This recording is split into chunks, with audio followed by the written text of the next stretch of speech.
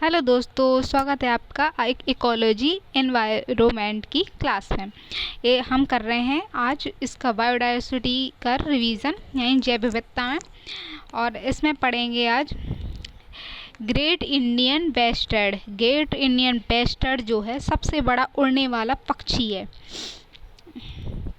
राजस्थान के साइड पाया जाता है, राजस्थान पाकिस्तान की बॉर्डर के पास। ग्रेट इंडियन बेस्टर्ड, ये इसका चित्र। आगे पढ़ते हैं।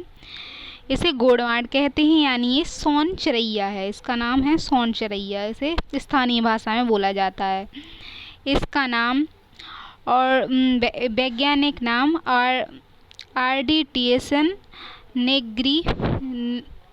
नेग्रिपिस है, पता नहीं क्या लिखा। सबसे बड़े आकार का पक्षी है ये। 1 मीटर ऊंचाई होती है और इसका वजन 15 किलो होता है। तो इसकी 1 मीटर तक ऊंचाई होती है और वजन 15 किलो होता है। उड़ने वाले पक्षियों में यह सबसे अधिक वजनी है, यानी इसका वजन सबसे अधिक होता है उड़ने वाले पक्षियों में। बड़े आकार के कारण यह शुतुरमुर्ग जैसा प्रतीत होता है। राजस्थान का राज्य पक्षी है, तो राजस्थान कैसे राज्य पक्षी दिया गया है। और सर्वाहारी पक्षी, यानी सब प्रकार के भोजन मतलब खाता है, यानी शाकाहारी और मांसाहारी दोनों प्रकार का भोजन करता है, इसलिए इसे कहा गया सर्वाहारी पक्षी है। इसका मुख्य खाद्य टिड्डे आदि कीट हैं, तो ये टिड्डे खाता है कि और खाद्य टिड्डे खाता है। इसका मुख्य खाद्य टिड्डे आदि कीट हैं। खाद्य आदतों में गेहूं, ज्वार, बाजरा आदि अनाजों का भक्षण करना भी शामिल है, तो ये और भी चीज़ें खाता है। फिर है संकटग्रस्त प्रजाति के रूप में कैसा है, तो ये संकटग्रस्त प्रजातियों के रूप में है। ग्रेट इंडियन बेस्टर्ड कम जनसंख्या है, इसकी जनसंख्या कम हो रही है और 250 लगभग इसकी जनसंख्या 250 तक है। और 2020 में WWF के अनुसार ये आंकड़े बताए गए हैं। WWF है जो IUCN के साथ काम करती है, तो उसी के साथ मिलकर तो उसने आंकड़े बताए हैं, उसके अनुसार 250 है। IUCN की ये गंभीर रूप से संकटग्रस्त श्रेणी में है, यानी संकटग्रस्त श्रेणी में से रखा गया है, अर्थात यह प्रजाति विलुप्त होने की कगार पर है। भारतीय वन्य जीव संरक्षण अधिनियम 1972 की अनुसूची 1 में है, तो अनुसूची 1 में है, यानी इस पर प्रतिबंध लगाए गए हैं कि इसे कोई मान नहीं सकता, किसी भी हालत में इसे मानना नहीं है, मारा नहीं जा सकता। तो प्रवासी प्रजातियों के संरक्षण पर अभी प्रवासी प्रजाति जो प्रवास कर जाती है एक स्थान से दूसरे स्थान पर, तो जो उनका अभी समय है CMS उनकी परिसूची उसमें फर्स्ट में रखा गया है इसे। फिर वन्य जीव एवं वनस्पतियों की लुप्त प्राय प्रजातियों के अंतर्राष्ट्रीय व्यापार कन्वेंशन, जो अंतर्राष्ट्रीय लुप्त प्रजातियां हैं उनके अंतर्राष्ट्रीय व्यापार के लिए प्रतिबंध लगाए गए हैं, तो उनकी परिशिष्ट वन में है, यानी साइट्स की जो है लुप्त प्रजातियों का अंतर्राष्ट्रीय व्यापार से रोकने संबंध उनकी परिशिष्ट वन में है ये पक्षी। इस तरह से ग्रेट इंडियन, इसे सोन चिरैया बोलते हैं। सोन चिरैया जो है इसका विवरण है कि 15 किलो तक होती है, उड़ने वाला पक्षी है, शुतुरमुर्ग जैसा प्रतीत हो लेकिन है नहीं। राज्य पक्षी राजस्थान में है और सर्वभक्षी भी है, गेहूं बाजरा खाता है और 250 से 250 तक लगभग इनकी संख्या है 2020 के अनुसार, और गंभीर रूप से संकटग्रस्त श्रेणी में है। 72 की अनुसूची 1 में है और प्रजातियों के संरक्षण की CMS की सूची 1 में है, और हर तरह से ये सूची 1 में है। इस तरह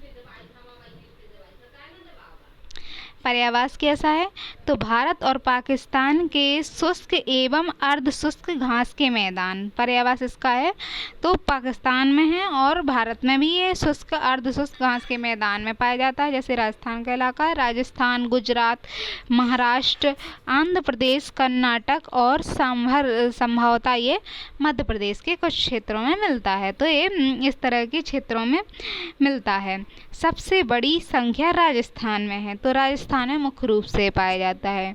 यह जैसलमेर के मरु उद्यान यानी सोसन बारा और अजमेर, राजस्थान के जैसलमेर, अजमेर के सौकलिया क्षेत्र में पाया जाता है। तो जैसलमेर, अजमेर और सौकलिया क्षेत्र में पाया जाता है। राष्ट्रीय मरु उद्यान डेजर्ट नेशनल पार्क है, यानी डेजर्ट नेशनल पार्क इसके लिए बनाया गया है। राष्ट्रीय मरु उद्यान इसके लिए बनाया गया है, जो क्या है, राष्ट्रीय मरु उद्यान 3162 वर्ग किलोमीटर का क्षेत्र है। यह थार मरुस्थल का एक हिस्सा है। ठीक है, यहाँ थार मरुस्थल में स्थित है। बाड़मेर में 53 और जैसलमेर में 35 गांव शामिल किए गए हैं। तो बाड़मेर जो है उसमें 53 और जैसलमेर में 35 गांव शामिल हैं। 3162 वर्ग किलोमीटर का क्षेत्रफल ये कवर करता है। मतलब जो थार मरुस्थल के पास जो मरुद्यान है उसमें मरुद्यान में बाड़मेर जिले का 53 गांव हैं और जैसलमेर में 35 गांव हैं। क्षेत्रफल की दृष्टि से राजस्थान का सबसे बड़ा अभयारण्य है। तो राजस्थान का सबसे बड़ा अभयारण्य है और राजस्थान के सर्वाधिक संख्या में गोंडवान पक्षी इसी उद्यान में पाए जाते हैं, यानी सोनचरैया जो है मरु उद्यान में सबसे अधिक पाए जाते हैं। इस अभयारण्य क्षेत्र को गोंडवान की शरणस्थली कहा जाता है। तो गोंडवान को शरणस्थली कहा जाता है। मध्य प्रदेश के करेरा वन्यजीव अभयारण्य भारत के मध्य प्रदेश के शिवपुरी जिले में स्थित है। तो करेरा वन्यजीव अभयारण्य जो है वहाँ मध्य प्रदेश के और ये शिवपुरी जिले में है। इसे वर्ष 1981 में ग्रेट इंडियन बेस्टर्ड के संरक्षण के लिए स्थापित किया था। तो मध्य प्रदेश का जो करेरा वन्यजीव अभयारण्य है उसे 1981 में ग्रेट वेस्टर्न यानी सोनचरैया के लिए स्थापित किया था। ये था सोनचरैया के बारे में। अभी भारत के पाकिस्तान में शुष्क क्षेत्र में, अर्धशुष्क क्षेत्रीय मैदानों में, राजस्थान, गुजरात, महाराष्ट्र में कर्नाटक में पाया जाता है। संख्या राजस्थान में है। एक जो मरु उद्यान है वो 3162 वर्ग किलोमीटर में है। थार मरुस्थल में है। बाड़मेर में 53, जैसलमेर में 35 गांव हैं। राजस्थान का सबसे बड़ा अभयारण्य भी है मरु उद्यान और सबसे अधिक सोनचरैया वहाँ पाई जाती हैं। फिर मध्य प्रदेश के बारे में अब ये खतरे में है। तो इसके खतरे के बारे में शिकार, पाकिस्तान के शिकारियों की गतिविधियां, यानी इसे खतरा इसलिए है क्योंकि पाकिस्तान के शिकारियों के द्वारा इसके शिकार किया जाता है और इनका सीमित पर्यावास हो रहा है, यानी इनका पर्यावास सिमट रहा है, पाकिस्तानियों के द्वारा इसे शिकार किया जा रहा है। फिर घास के मैदान की प्रमुख प्रजाति है जो घास के मैदानों में पाई जाती है। व्यापक कृषि विस्तार, लेकिन कृषि विस्तार हो रहा है तो घास के मैदान खत्म हो रहे हैं और कृषि का विस्तार हो रहा है। फिर विद्युत लाइनों से टकरा जाते क्योंकि इनका वजन अधिक है और ये ऊंचाई के हिसाब से भी 1 मीटर तक अधिक ऊंचे होते हैं, यानी इनकी लंबाई, चौड़ाई, ऊंचाई बाकी पक्षियों की अपेक्षा अधिक होती है। इससे विद्युत लाइनों से टकराना इनके लिए हानिकारक तो शिकार हो जाता है। फिर इनका पर्यावरण सिमट रहा है। फिर घास के मैदान भी प्रजातियों के लिए कम हो रहे हैं और कृषि विस्तार हो रहा है। फिर विद्युत लाइन से टकरा जाते हैं। निजी भूमि पर बिना सोचे समझे लगाए जा रहे सौर पैनल ग्रेट इंडियन बेस्टर्ड के जीवन को संकट में डाल देते हैं। हाँ, सौर पैनल का प्रचलन आ गया है तो वे भी उनके लिए जगह कम छोड़ते हैं। इसके संरक्षण के उपाय हैं किस तरह, तो राजस्थान का राज्य इसे पक्षी घोषित किया गया है। इसे संरक्षण देने के लिए राजस्थान सरकार ने एक प्रमुख प्रोजेक्ट शुरू किया।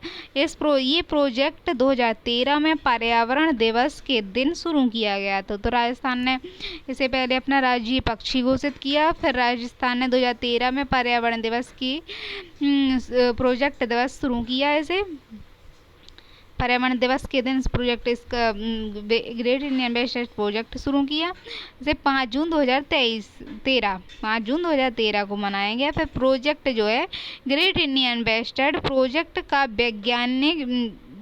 का विज्ञापन मेरी उड़ान ना रोको। तो प्रोजेक्ट की जो विज्ञापन है, यानी उसको जो टाइटल दिया है उसका नाम है कि मेरी उड़ान ना रोको। प्रजाति के प्रजनन बाड़ों के निर्माण, यानी प्रजाति के है उसके प्रजनन बाड़ों का निर्माण करने के लिए उसे संरक्षित किया गया कि उसका प्रजनन हो और उनकी संख्या बढ़े। तो उनके आवासों पर मानव के दबाव को कम करने के लिए प्रयास किए गए हैं कि उनके मानव का दबाव उन पर कम हो। बुनियादी ढांचे के विकास के उद्देश्य, यानी बुनियादी ढांचे को उनके अनुसार विकसित हो। तो ये प्रोजेक्ट है 2013 में शुरू किया गया। राजस्थान सरकार ने 5 जून 2013 को शुरू किया। प्रोजेक्ट ग्रेट इंडियन बेस्टर्ड प्रोजेक्ट का नाम है। प्रोजेक्ट में मेरी उड़ान नारों को टाइटल दिया गया है। इनमें प्रजनन बाड़ों का निर्माण करना है इस प्रोजेक्ट के तहत, और मानव दबाव को कम करना बुनियादी ढांचे के विकास के उद्देश्य है। फिर सुरक्षित प्रजनन का प्रोजेक्ट भी शुरू किया गया, यानी सुरक्षित प्रजनन के लिए उनके लिए प्रोजेक्ट शुरू किया गया है। भारत सरकार के वन्य जीव निवास के समन्वित विकास के तहत किए जा रहे प्रजाति रिकवरी कार्यक्रम के अंतर्गत 17 प्रजातियों को शामिल किया गया है, यानी वन्य जीवियों के निवास के लिए प्रजाति रिकवरी कार्यक्रम चलाया जा रहा है। उसके अंतर्गत चयनित 17 प्रजातियों में शामिल है ये। फिर है MOEFCC, यानी Indian habitat improvement and conservation. Indian habitat improvement and conservation breeding of great Indian bustard in integrated approach नाम का एक कार्यक्रम भी शुरू किया गया है। तो इस MOEFCC ने किया है इस काम को।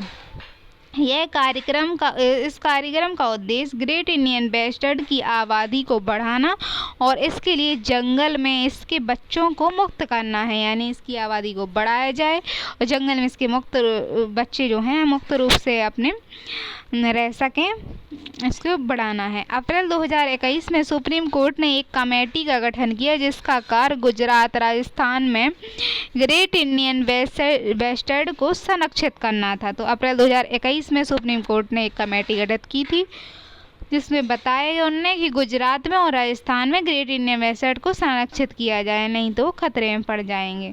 इससे संरक्षण के लिए उपाय किए गए हैं। इस तरह से संरक्षण के उपाय किए गए हैं। तब है ग्रेट इंडियन बेस्टर्ड के बाद प्रवाल श्रेणियाँ, यानी प्रवाल भित्तियाँ जो समुद्र के अंदर पाई जाती हैं। इस तरह के मूंगा प्रजाति उन्हें कहा गया है प्रवाल। अब प्रवाल के बारे में पढ़ते हैं कि उनके जीवन पर क्या संकट है। तो समुद्र के भीतर स्थित चट्टान हैं जो प्रवालों द्वारा छोड़े गए कैल्शियम कार्बोनेट से निर्मित होते हैं, यानी समुद्र के भीतर की चट्टान का रूप में बन जाती हैं, कैल्शियम कार्बोनेट की होती हैं ये। और प्रवाल जो हैं वो जीव होते हैं। बस्ता ये छोटे जीवों की बस्तियां होती हैं, यानी छोटे छोटे प्रवाल जो हैं वो जीव होते हैं। साधारणतया उष्ण और उथले सागरों, विशेषकर प्रशांत महासागर में अनेक उष्ण तथा उपोष्ण द्वीपों के समीप में बहुतायत में पाए जाते हैं। तो उष्ण यानी थोड़े से गर्म से और उथले सागर होने चाहिए, और प्रशांत महासागर में अनेक जगह पर उपोष्ण द्वीपों के समीप में बहुत सारी संख्या में ये पाए जाते हैं प्रवाल। भारत में भी अंडमान और लक्षद्वीप के आसपास पाए जाते हैं। कोरल के लिए 30 डिग्री से उत्तर और 35 डिग्री दक्षिणी अक्षांश के समुद्री क्षेत्र उपयुक्त होते हैं। 30 डिग्री के ऊपर नहीं जाएगा और उस 25 डिग्री तक नीचे का दक्षिणी अक्षांश तक के बीच का जो क्षेत्र है उसके बीच में रहते हैं। इन क्षेत्रों में कोरल के लिए आदर्श तापमान, यानी आदर्श तापमान इनके लिए 20 डिग्री सेल्सियस होना चाहिए। तो आदर्श तापमान 20 डिग्री सेल्सियस के मध्य होता है इनके यहाँ तापमान। फिर प्रवाल श्रेणियाँ लगभग 5 लाख वर्ग मील में फैली हैं। 5 लाख वर्ग मील में ये प्रवाल भित्तियाँ, प्रवाल शैवाल हैं जो फैले हैं। फिर पॉलिप समुद्र जल, इनको पॉलिप भी बोलते हैं। प्रवाल जीव को।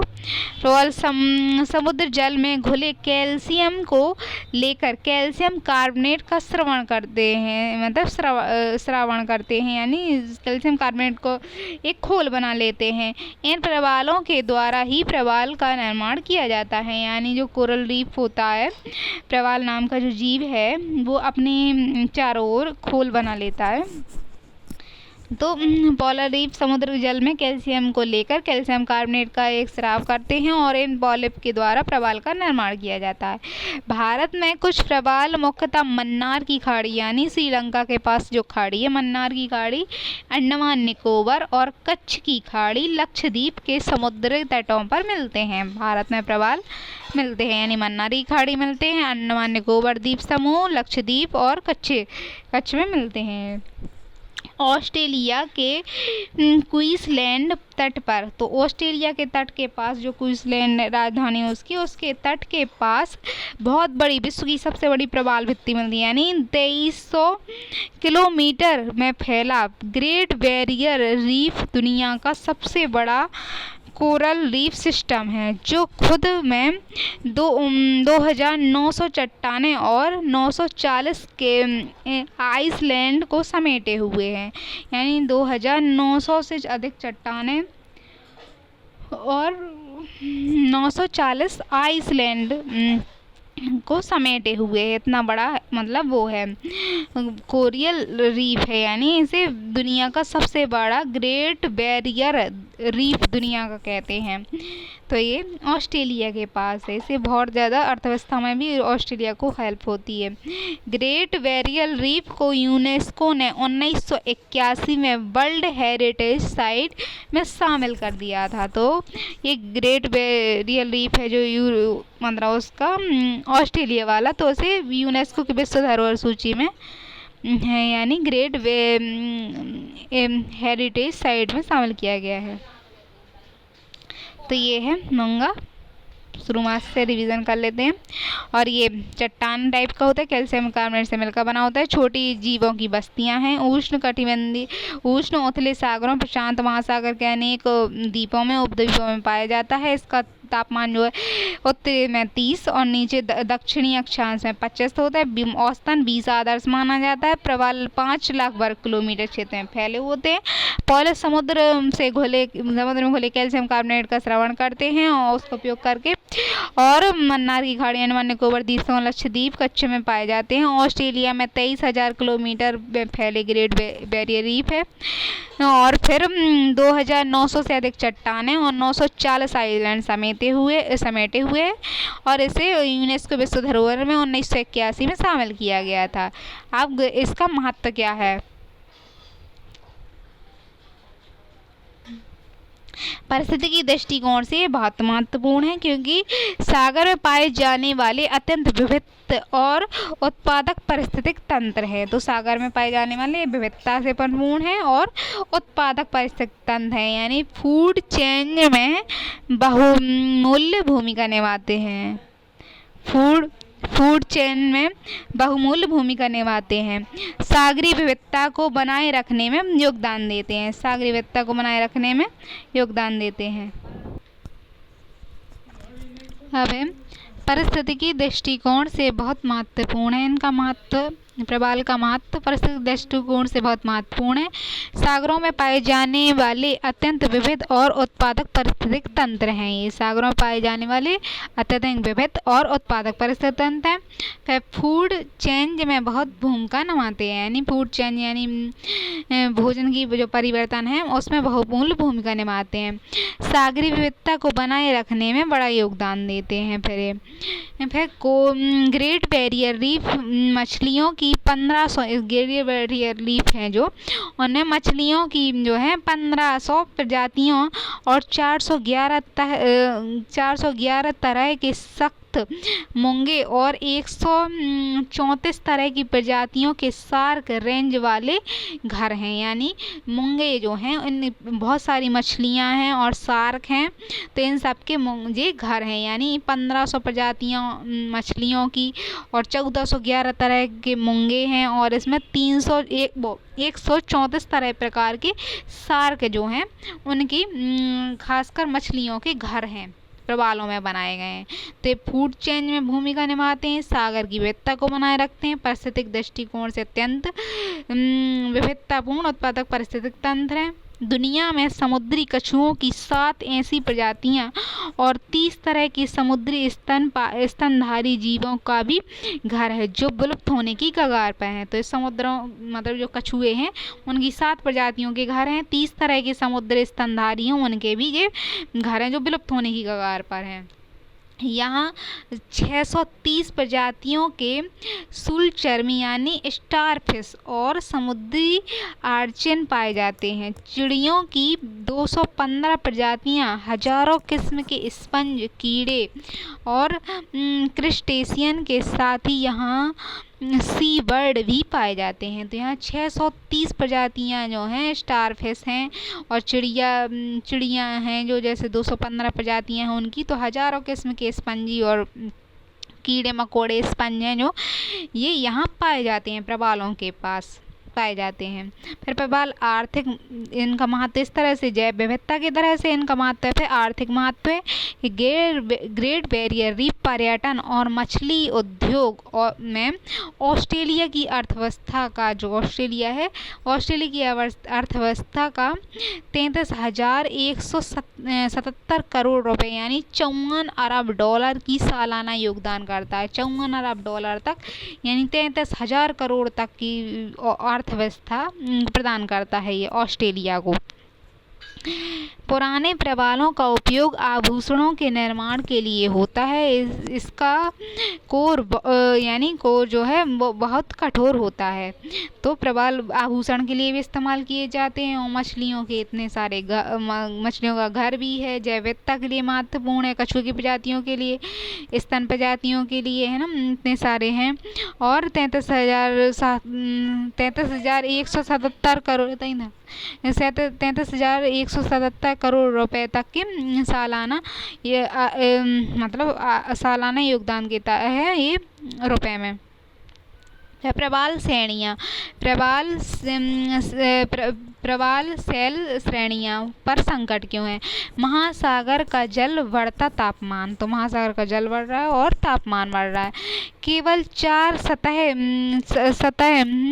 के लिए केवल 1 ही डिग्री सेल्सियस के तापमान में वृद्धि विरंजन घटनाओं को गति प्रदान करती है। केवल 4 सप्ताह के लिए यदि वो क्या हो जाती है, 1 डिग्री सेल्सियस में यदि तापमान बढ़ जाता है तो इनका विरंजन यानी सफ़ेद होने लगते हैं। तो 1 डिग्री सेल्सियस के अगर तापमान 4 हफ्ते के लिए यदि होता है तो विरंजन की घटनाएं होने लगती हैं। यदि यह लंबी अवधि तक जारी रहता है तो यानी 8 या अधिक सप्ताह तक भी जारी रहता है तो प्रवाल का मरना शुरू हो जाते हैं, यानी प्रवाल जो जीव हैं वो मर जाते हैं।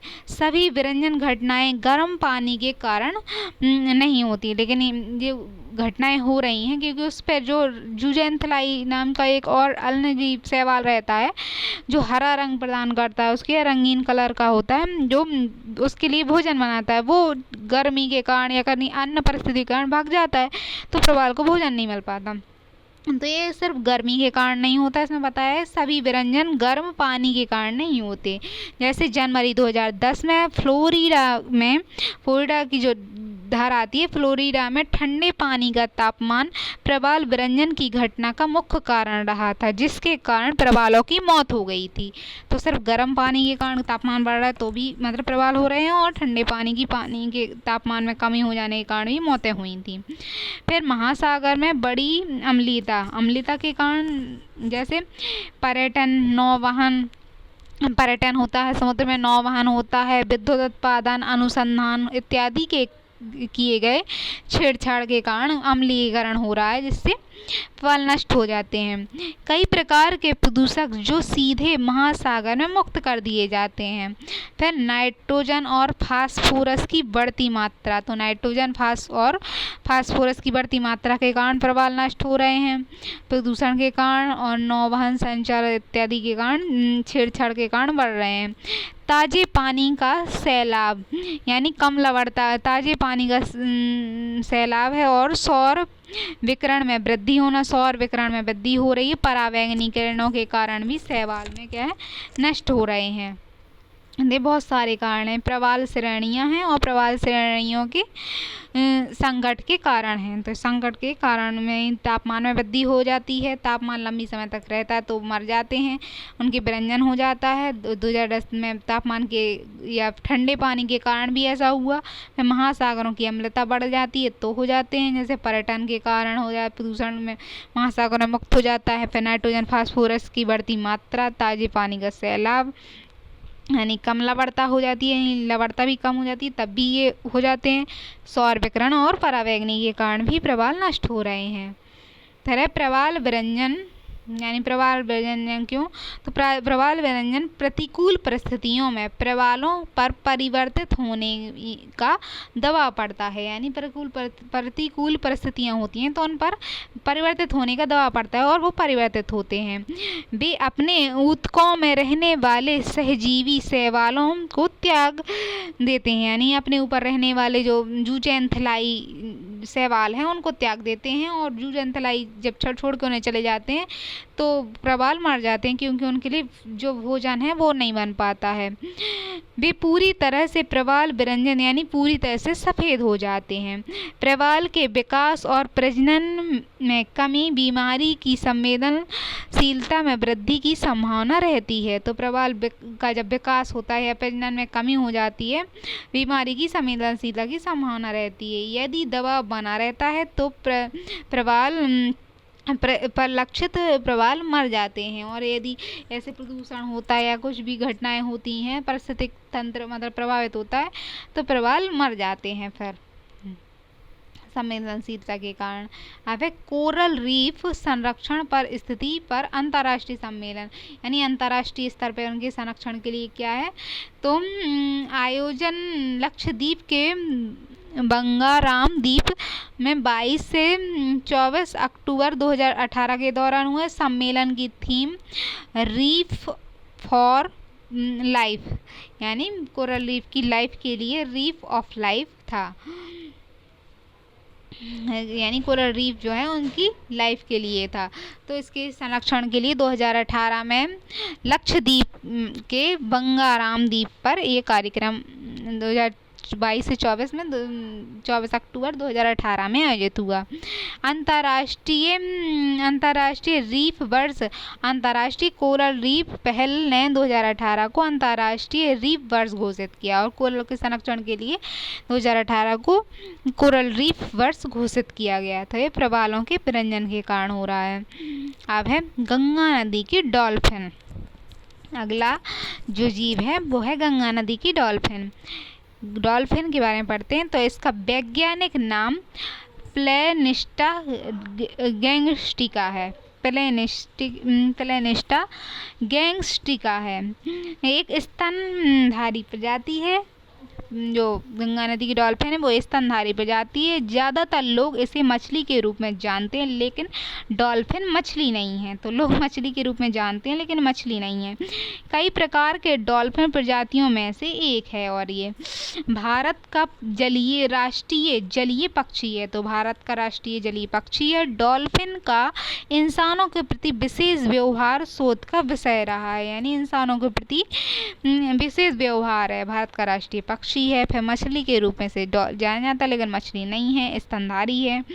प्रजातियों में डॉल्फिन जो है बहुत प्रकार की आवाज़ निकालती है। इसे कंठ को अनोखा बताया गया, जिससे वह विभिन्न करीब 600 आवाज़ें निकाल सकती है। तो डॉल्फिन है जो 600 प्रकार की आवाज़ें निकाल सकती है, इसलिए उसको कंठ को यानी गले को अनोखा बताया गया है।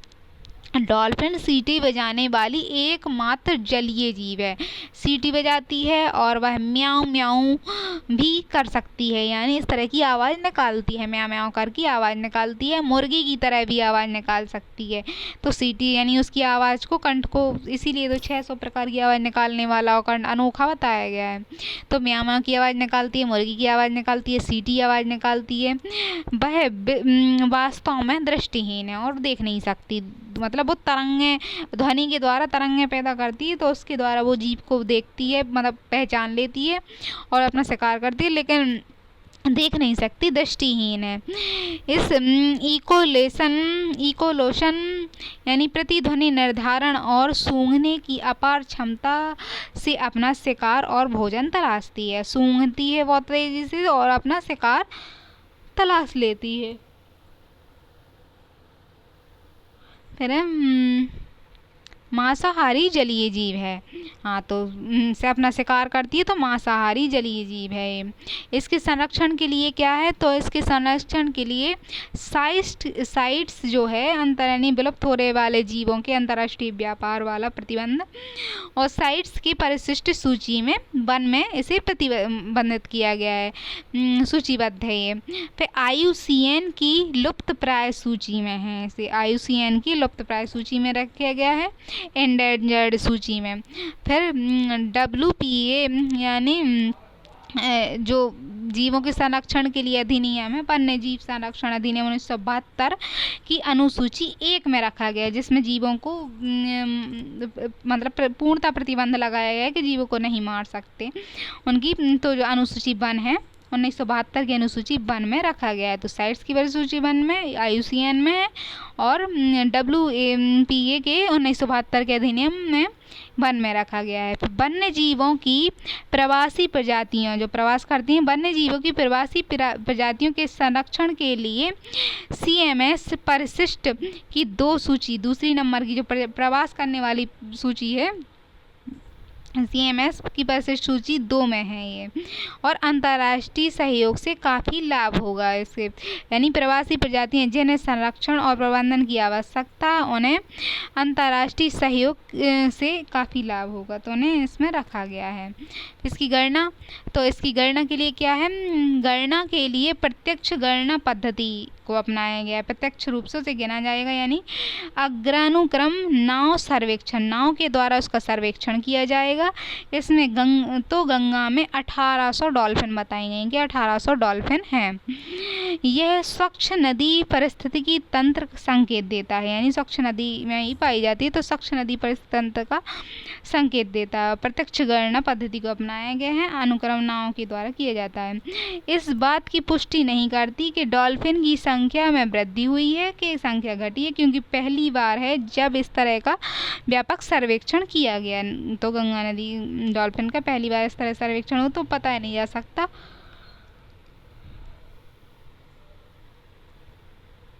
अब गंगा नदी डॉल्फिन में पर्यावास क्षेत्र किस तरह से कहाँ रहती है, तो गंगा नदी डॉल्फिन है जो केवल मीठे पानी में रह सकती है, जैसे गंगा, ब्रह्मपुत्र, सिंधु, मेघना आदि आवास जो हैं अपवाह तंत्र, इनके आवास है, यानी वहाँ भी रहती है। फिर भारत, नेपाल, बांग्लादेश में शामिल है, भारत में पाई जाती है, नेपाल में और बांग्लादेश में शामिल है। भारत में कहाँ मिलती है, तो उत्तर प्रदेश में मिलती है, बिहार में, मध्य प्रदेश में, राजस्थान में, झारखंड में, पश्चिम बंगाल में और असम में, यानी जहाँ जहाँ से नदियाँ महत्वपूर्ण निकलती हैं तो वहाँ ये पाई जाती है।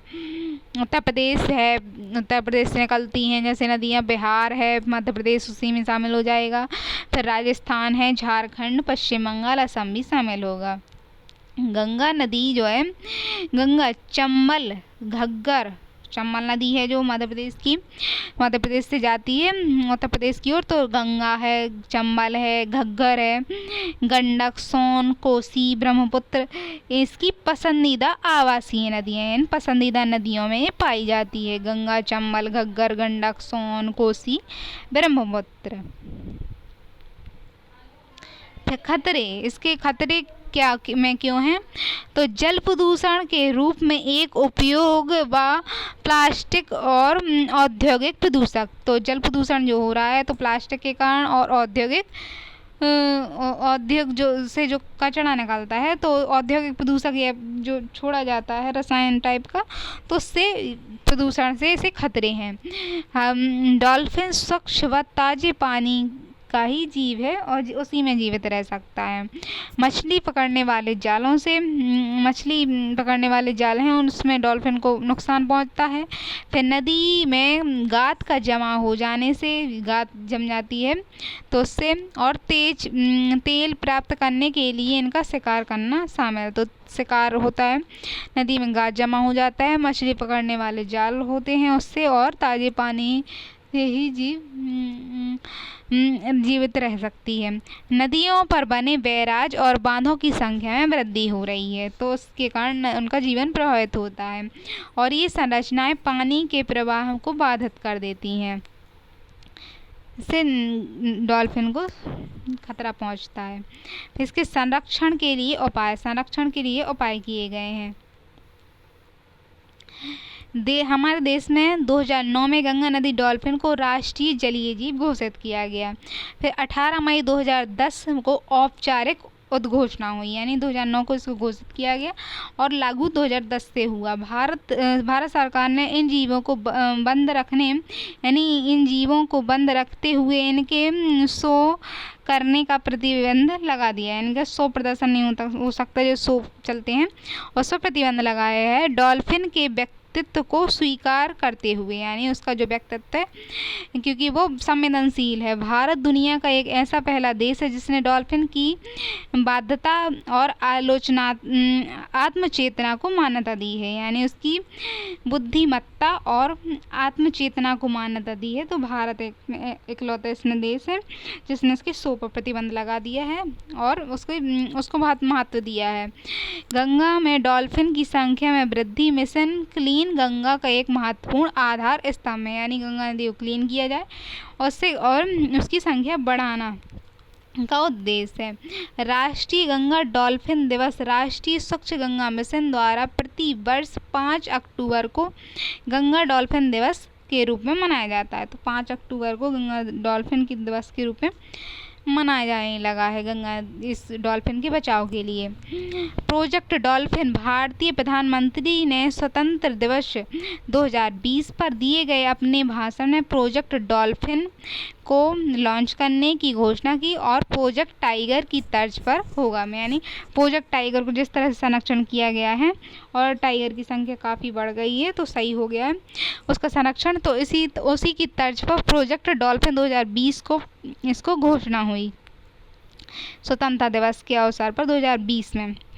तो फिर है बिहार के भागलपुर जिले में स्थित कर्मशिला में गंगा जो कर्मशिला है उसमें विक्रमशिला में गंगेटिक डॉल्फिन अभयारण्य को विलुप्त प्राय डॉल्फिन के लिए संरक्षण के रूप में नामित किया गया। तो बिहार के विक्रमशिला में एक अभयारण्य बनाया गया है एक अलग तरह से इसके लिए। फिर वर्ल्ड लाइफ फंड, यानी वर्ल्ड का जो फंड है उसके द्वारा भारत के उत्तर प्रदेश राज्य में डॉल्फिन संरक्षण के लिए आवास में फिर से प्रतिस्थापित करने का प्रयास कार्यक्रम चलाया गया। यानी वर्ल्ड बिल्ड फंड उसके पैसों से उत्तर प्रदेश में उनके पुनः आवास के लिए प्रस्थापन के लिए कार्यक्रम चलाया जाएगा। तो गुवाहाटी शहरी प्रशासन द्वारा इसे शहर पशु घोषित किया गया है, यानी शहर में रहने वाला शहर पशु घोषित किया गया है। कई संगठनों ने फिर से इसे स्वच्छ आवास क्षेत्र बसाने के लिए नदी का विकल्प तैयार करने के लिए इन्हें प्रतिस्थापित करने हेतु प्रदूषण से बचाया जा सकता है। यानी कई राज्यों ने इसके लिए स्वच्छ आवास के उपाय किए हैं और प्रतिस्थापित करने और प्रदूषण से बचाने का प्रयास किया है। संयुक्त राष्ट्र पर्यावरण कार्यक्रम की सहयोगी संस्था व्हेल और डॉल्फिन संरक्षण सभा 2007 को डॉल्फिन वर्ष के रूप में मनाया गया। तो संयुक्त राष्ट्र की जो कार्यक्रम की सभा है उसने 2007 को डॉल्फिन दिवस के रूप में मनाया, यानी संयुक्त राष्ट्र स्तर पर भी इसके संरक्षण का प्रयास किया। एक नज़र में देखते हैं कि 2009 में एक डॉल्फिन को राष्ट्रीय जीव घोषित किया, 10 में लागू किया। भारत सरकार ने इसे जीव के शो पर प्रतिबंध लगा दिया। फिर डॉल्फिन व्यक्तित्व को स्वीकार किया गया है, यानी दुनिया का एक ऐसा देश है जिसने डॉल्फिन की बुद्धिमत्ता आत्मचेतना को मान्यता दी। फिर डॉल्फिन मिशन के रूप में स्वच्छ गंगा यानी गंगा क्लीनिंग मिशन चलाया गया और स्वच्छ गंगा दिवस प्रत्येक वर्ष 5 अक्टूबर को गंगा दिवस मतलब डॉल्फिन दिवस मनाया जाने लगा। 2020 में भारतीय प्रधानमंत्री ने प्रोजेक्ट टाइगर के तौर पर गंगा नदी डॉल्फिन को लॉन्च किया। फिर बिहार के विक्रमशिला में एक अलग से अभ्यारण्य बनाया गया, फिर वाइल्ड लाइफ फंड के जो पैसे हैं उससे उत्तर प्रदेश में इसके संरक्षण एक कार्यक्रम चलाया जाएगा। गुवाहाटी प्रशासन द्वारा इसे प्रशासनिक पशु घोषित किया जाएगा। कई संगठन इसके लिए काम कर रहे हैं और नदी प्रदूषण के बचाव के लिए अलग से प्रयास कर रहे हैं। फिर संयुक्त राष्ट्र संघ ने 2007 को डॉल्फिन दिवस मतलब डॉल्फिन वर्ष के रूप में मनाया है। अब कुछ अन्य प्रकार के डॉल्फिन हैं, जैसे गंगा नदी की डॉल्फिन, इसी प्रकार से इनपोबैक डॉल्फिन यानी जो वहाँ बांग्लादेश की एक नदी है, म्यांमार साइड बहती है उस साइड, उसकी डॉल्फिन है इम्पबैक डॉल्फिन, यानी महासागर में पाई जाती है ये, और कई प्रजातियां हैं इसकी। इंडो पैसिफिक हम्पबैक डॉल्फिन या चाइनीज हाइट डॉल्फिन कहते हैं, चाइनीज हाइट की तरह, तो उसे डॉल्फिन कहते हैं। महासागरों में पाई जाती है, कई प्रजातियां महासागर वाली डॉल्फिन है। अटलांटिक हम्पबैक डॉल्फिन कहते हैं, अटलांटिक में पाई जाती है तो अटलांटिक हम्पबैक डॉल्फिन कहते हैं। हिंद महासागरीय हम्पबैक डॉल्फिन भी कहते हैं, तो हिंद महासागरीय हम्पबैक डॉल्फिन कहते हैं, अटलांटिक डॉल्फिन कहते हैं और चीनी हम्पबैक डॉल्फिन कहते हैं। कई प्रजातियों की है ये। हालांकि महाराष्ट्र में बांद्रा-चल्ली यानी बांद्रा-चल्ली जो है समुद्री लिंक है, पर हम्पबैक डॉल्फिन जो है हम्पबैक डॉल्फिन के एक महत्वपूर्ण समूह को देखा गया। आमतौर पर यह डॉल्फिन महाराष्ट्र के रत्नागिरी में सिंधुदुर्ग जिले के तट पर दिखाई देती है। तो इस प्रकार की डॉल्फिन महाराष्ट्र में दिखाई देती है, महाराष्ट्र के